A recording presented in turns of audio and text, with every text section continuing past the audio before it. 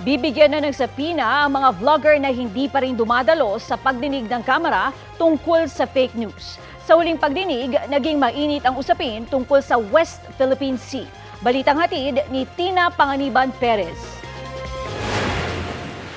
Sa Tri-Committee hearing ng Kamara, kinompronta ni Sagip Party List Representative Rodante Marcoleta si Philippine Coast Guard Commodore J. Tariela.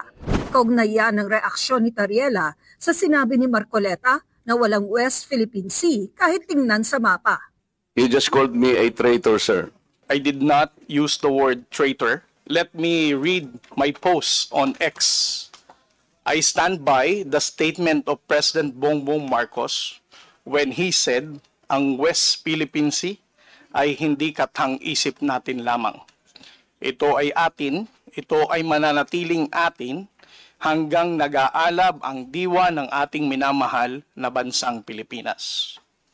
Hearing someone claim that the West Philippine Sea is merely a fabrication of the Philippine government is a disservice and an embarrassment to their entire party, the organization he belonged to, and even their own family. Nang malamang walang binanggit si Tariela na traidor siya, tinanong ni Marcoleta kung bakit hindi itinama ni Tariela ang mga nagsabing binanggit niya ito. Why did you not do anything? I think it is his responsibility to deny it if it did not come from him. The only time I learned about that was when I heard about your interview calling me and mangmang. Why would I even defend you if you're calling me?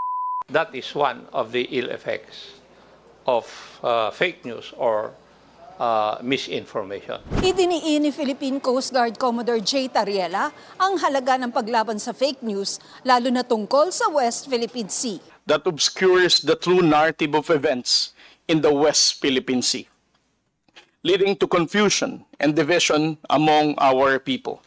Pero may ilang pro-China vloggers pa umano ang nagpapakalat ng mga mali o misleading post. We have seen a significant increase in pro-China trolls.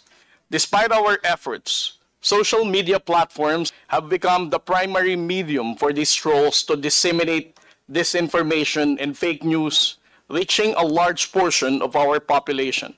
Ilang vloggers naman ang bibigyan ng sabina dahil sa hindi pa rin pagsipot sa pagdinig. Tina Panganiban Perez, nagbabalita para sa GMA Integrated News.